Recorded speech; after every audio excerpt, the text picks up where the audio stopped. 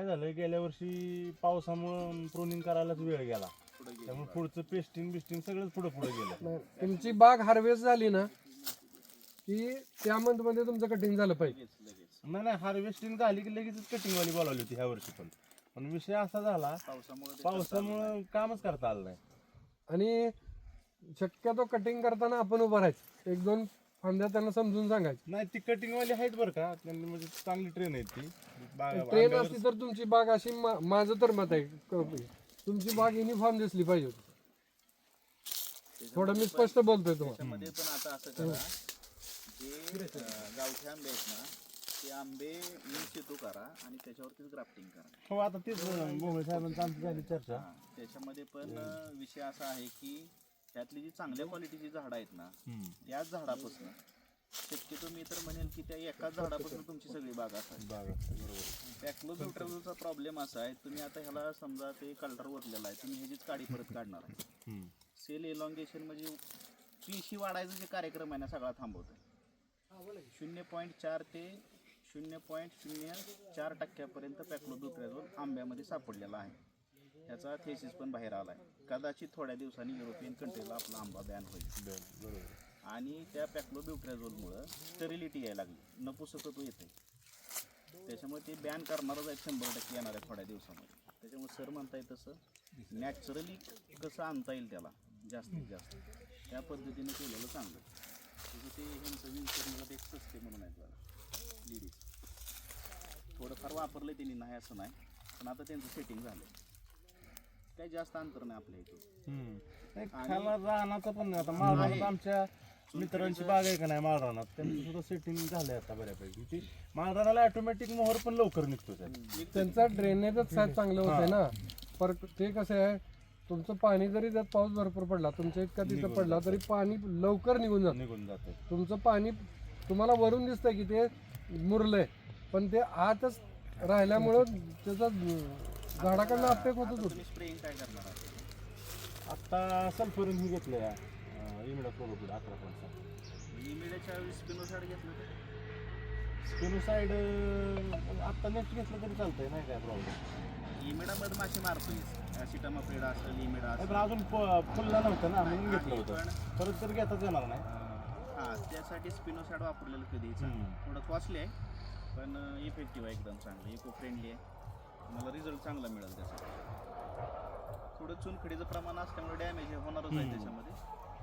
फक्त एवढंच की कॅनोपीची गर्दी आतली जी आहे, आता इकडे थोडीशी ठीक आहे, पण पलीकडची जी आतली दाढ झाली ती काढा तुम्ही. सेंटर पॉईंट आहे थोडासा कट आता करावा पुढल्या लागेल. वर्षी सेंटर काढून चांगली करून मोकळी करून थोडं जशी डाळिंबवाली धुवून घेतात ना तशी धुवून घ्या. पुढं पण घेतो साहेब दोन आम्ही ह्यानी बोर्डून बरं. COC चालू, कॉपर ऑक्सी क्लोराईडचं सारखं चालूच असतंय आमचं ह्या आधी मरल्याला, ते कंट्रोल होईना. मायक्रोन्यूट्रन सोडता येते. मायक्रोन्यूट्रिएंट सुटतोय, सीवीड सुटतोय, ट्रायकोडर्मा सुटतोय, खाल्लं सगळं चालू आहे. तुम्ही आता काय करा, असं माझं तर मत आहे, ट्रायको आणि जे सीवीड वगैरे हे जे मार्केटमधलं जे आहे ना, जसं की काय फॉस्फरिक ॲसिड आपण सोडतो जनरली, एक स्टँडर्ड थंब रूल त्याचा काय आहे की 1660 ग्रॅम किंवा ml जे काय असेल एका किलोमध्ये तेवढं बसलं पाहिजे, तर तो स्टँडर्ड. बरोबर. बऱ्याच ठिकाणी 1400 असते, 1300 असते, 1200 असते. आपल्याला समाधान असते की आपण सोडलं. पण जसं मगाशी सांगितलं सरांनी, पॅक्लोब्युटरॅझोलमध्ये हा इश्यू आहे. कल्टरमध्ये बऱ्याचशे प्लेयर आलेले आहेत, देतात ते विदाऊट लेबलिंगचं पण देतात. देतात. त्याच्यामुळे ती अडचण येते, त्याच्यामध्ये अपेक्षित रिझल्ट भेटत नाही. आणि हार्डली किती 25 ते 35 दिवसाचा इम्पॅक्ट पडतो त्याचा. एक महिन्यात खूप झालं, त्याच्यापेक्षा जास्त पडत नाही. त्याच्यात एखादा चांगला हेवी रेनफॉल जर झाला तर मग ती लीच आउट पण होऊन जाते. त्यामुळे शक्यतो इन सेतू करताना तेवढी काळजी घ्या. ह्यातलीच तुमच्यातली जी चांगली झाडं आहेत ना, 1-2 जे काय असतील ती त्याच्यातूनच निवडा काढ्या. किंवा अगदी शक्य झालं तर तुमच्या कोणाच्या मित्राची असेल जिथं पॅक्लोब्युटर जॉबला तिथून काढ्या. आता काय 25-30 वर्षाचं पुढचं नियोजन करणार. 30-35 वर्षाचं झाड आहे जुनं गावठी आंबा आहे. शक्यतो तर त्याचेच कुया ह्या वर्षी काढी पण तुम्हाला ज्यावेळेस कलम करायचं कलम त्या वर्षी ते जे झाड आहे ना, त्या झाडावरती इतर कोणतेही फळ घेऊ नका. म्हणजे ज्या फांद्या आपण वापरणार आहे त्याच्यावर मात्र वृक्ष चांगला पाहिजे. कट करून घ्या, चांगलं वॉश करून घ्या. मँगो माल फॉर्मेशनचं वगैरे काही विषय येऊ नये त्याच्यामध्ये, आणि ते ग्राफ्टिंग करा. त्या वर्षी त्या झाडाला फळं घेऊ नका. घेतलं तर घेऊ नका, कुठल्या आणि तरी ते एका फांदीला टाकलं असं पेट्रोल माहिती पण असं वापरलेलं म्हणून नसलं ठेवा. पाहिजे. तसं करा तर बाग थोडी सस्टेन राहील. म्हणजे पहिल्यापासून रोगप्रतिकारक शक्ती चांगली असेल तर ते थोडं सस्टेन करतं झाड. आणि खताचे डोस आता तुमचे दुप्पट करा. तरी ॲडव्हर्स सिच्युएशन मध्ये तरी तुम्ही चांगलं आणलंय त्याला. ह्या ह्याच्यातनं तुम्ही त्याच्याकडनं सगळं शोषून घेतलंय, त्याचं हे नाही होणार. आणि प्रुनिंग मात्र वेळेत करा. आता काय झालंय सर माहितीये का, शेणखत टाकलंय आपण, रासायनिक खताचा पण डोस टाकलाय, पण त्याच्यावर पाणीच पडलं नाही बागाला. बघा आपण पूर्ण सोडूनच दिलं, ट्रेसवरच सोडली. आता ज्यावेळेस ही चालू होईल पाणी, कधी घातलं शेणखत तुम्ही? शेणखत साधारण सप्टेंबरच्या एंडिंगला घातलेलं, आणि पाऊसच होता आपल्याकडं. पावसात काय लागू झाला असेल ते नागणार, हाय अशा स्टेजलाच आहे. आता रासायनिक खत सुद्धा उकारलं तर हाय असंच निघणार आहे. लवकर घाला तुम्ही. सुरू केलंय का पाणी? आता म्हणजे एक आठवड्यातनं एक साधारण 1 तास 2 तास सोडतोय फक्त. ती लईच अशी एकदम अशी व्हायला लागली बरोबर. आणि रेसमुळं. खताचा डोस आहे तो तुमचा लवकर द्या, इतक्या उशिरा नका द्या. कसा ते झाडाला वापर पण करता आला पाहिजे. नंतर पाऊस जे आंबा बागवाले जे आहेत ना, ते चांगले, जसं डाळिंबवाल्यांचा गट आहे, शेवगावाल्यांचा गट आहे, द्राक्षवाल्यांचा गट आहे, तसा जर आंब्यावाल्यांचा असेल तर त्यात एंट्री करा. आता आंब्याचा ठराविक आपल्या तालुक्यात तर किती ठराविक बाहेरचे जे असतील ते बाहेरच्या ग्रुपला आहे की जॉईन आम्ही. आता आपल्या इकडं दिगंचीला ह्याला जास्त आहेत ना, मानदेश केशर म्हणून वगैरे तेव्हा मानदेश केशरला आहे का तिकडच की त्या ग्रुपमध्येच ही झाडं आणली होती आपण. आता तिकडे जास्त सांगोल्याला ह्याला जास्त आहे ना आंबा केशर. सांगोल्याला आता त्या याच्यामध्ये जास्त आली, सोनपरीकडे उतरायला लागले. सोनपरीच्या लागणी लावलाय बराचसा होता. सोनपरी अवेलेबल आहे, पण त्याला प्रॉब्लेम काय आहे, जे एक्झुड्स म्हणतो ना आपण, लहान लहान असे डाग किंवा असे क्रिस्टल कलरचं असं थोडेसे ठिपके आल्यासारखे दिसतं बघा. तसं त्या सोनपरीचा एक प्रॉब्लेम आहे. ते पाठवतात बाहेर, लंडनलाच पाठवतात बराचसा माल, पण तेवढा एक प्रॉब्लेम सोडला तर बाकी काय प्रॉब्लेम आहे नाही त्याला. सोनपरीला, बाकी नाही काय. कारण त्यांची बाग बघितली, चांदणे काकांची बघितली, परत कोणतं ते आजनाळ्याला एक जास्त आहे, आजनाळ्यामध्ये एक जास्त आहे. पण चांगला आहे तरी ॲडव्हर्स सिच्युएशन मध्ये. त्याला म्हणजे मोहर आल्यानंतर एक तर तुम्ही औषध मारा म्हणताय, ते कशासाठी मारायचं? याच्यामध्ये रस शोषक किडी पण आहेत.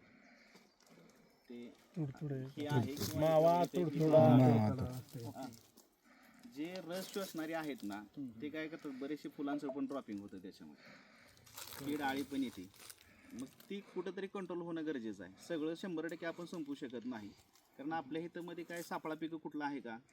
जसं अगोदर बांधावर एरंडी असायची, कुठे 4 झेंडूची फुलं असायची, लहान ती टिपक्याची फुलं असणारी ती असायची. बरीचशी कीड तिकडे डायव्हर्ट होत होती. नागाळे असेल किंवा इतर बाकीचे रस शोषक असणारे असतील ते. जसं की कांद्यामध्ये मिरची चांगली येते, काय ती तर कांद्याला त्याचा जो उग्रवास आहे तो मिरचीपेक्षा जास्त आहे, म्हणून रस शोषक किडी त्याच्यात पातीमध्ये जाऊन बसलेली असते. ते आता सापळा पिकाचा विषयच राहिला नाही ना कुठे. मी जर लावला असेल तर सगळं एकच पीक लावून टाकतो मी, दुसऱ्या पिकाचा काही विषयच ठेवत नाही आपण. त्याच्यामुळे पण कीड रोगांचा अटॅक जास्त होऊ शकतो ह्याच्यामध्ये. त्याच्यासाठी ते नियंत्रणासाठी आपल्याला काहीतरी उपाययोजना कराव्या लागतील. 100% आपण शक्य नाही, पण काही प्रमाणात तरी ते नुकसान होऊ नये म्हणून आपल्याला ते नियंत्रण करावंच लागणार आहे त्याच्यावर. आता आम्ही जी रोपं पहिली लावली होती ती रोपं गेली, बऱ्यापैकी मर आली. त्या ठिकाणी आम्ही दुसरी लावलीत रोपं, देशी कुया लावून आता एवढी आले.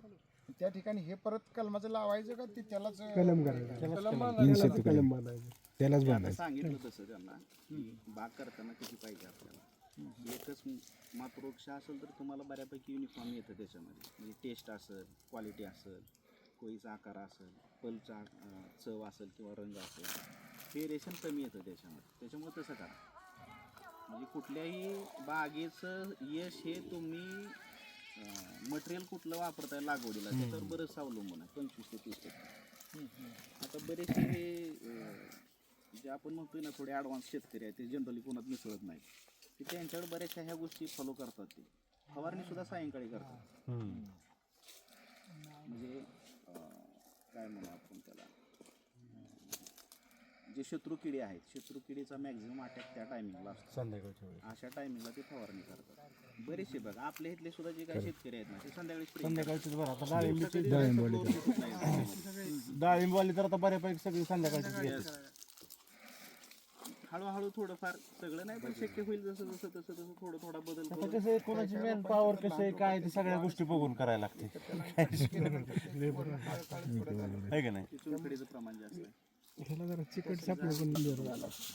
किती नाही आता आपण बेसिकली कसं आता माती नमुन्याला द्यायची म्हणलं आपण काय काढून करतो मध्ये आता त्यात मी रिपोर्ट पण पाठवलाय साहेबांना त्यात तर काय किंचित नुसतं दाखवलं नाही त्याचं कसं माहिती आहे का आम्ही लावली काय केलं ते सेकंडरी तपासले त्याचं सॅम्पल काढून घ्या 3-4 ठिकाणचे घ्या मग एकत्रित करून एखादं सॅम्पल पाठवा.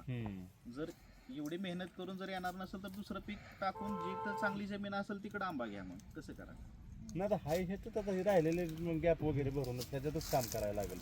इन सेतू करून करा मग तसं हो इन सेतू करून करा मग. त्या आंब्याच्या बागेत आम्ही जांभळाची झाडं मध्ये मध्ये लावली ती चांगली आहे ड्रेस कमी करा इथं बघा कॅल्शियम मध्ये त्या झाडाचं ड्रेनेज झालं व्यवस्थित त्याच्यामुळे पण जांभळाची झाडं generally चटा घातला होता गाडू आणि फांदीमरसाठी मग ट्रायकोडर्मा बाकीचं चालू आहे ट्रीटमेंट पण ग्लूक वापरवरनं COC चालू आहे तरी पण काय एवढं म्हणावं असं कवर नाही.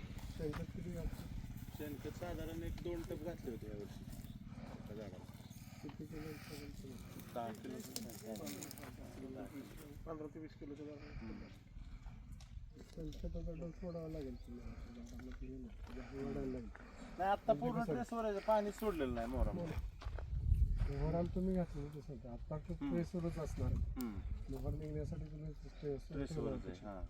दुसरं असं घेतात तुमच्या आंब्याला मोहर येताना फुल प्लेस मोहर यायला पाहिजे तो आला नाही. यावर्षी एकतर पाऊस लागला असेल नाही पाऊस भरपूर झाला यावर्षी त्यामुळे झाडाला प्रॉब्लेम ताण बसलं पाणी साचून लागतं काही हो राहतं. पाणी तुम्हाला निचरा होतं पण राहतच राहतं. नाही निचरा कसा फास्ट निचरा झाला पण आंब्याला समजा जितका आज जर पाऊस पडला दुसऱ्या दिवशीपर्यंत पाणी गेलेलं असतं. जितका ताण बसेल तेवढे तुमची हे करा. आणि आता ह्याच्यातनं विरळणी करून घ्या झाडाला शेपिंग देऊन घ्या व्यवस्थित. आपण काय करतो जनरली सर्वच शेतकरी झाड वाढायला लागलं की ते फांदी तोडायची कशी कशासाठी नाही आता तोडायची आपण दरवर्षी प्रोनिंग करतोय गेल्या वर्षी पण केली ती ऑगस्ट तुटून गेल्यानंतर ना. नाही, तरी पण तुमचं ते मग 2 शेप किंवा व्यवस्थित शेपिंग व्हायला पाहिजे सगळीकडनं सल्ला ते तसं नाही आतल्या पण फांद्याची विरळणी करून नाही सेंटर ओपन केला होता हां पण ते परत न जाम झालं सगळं.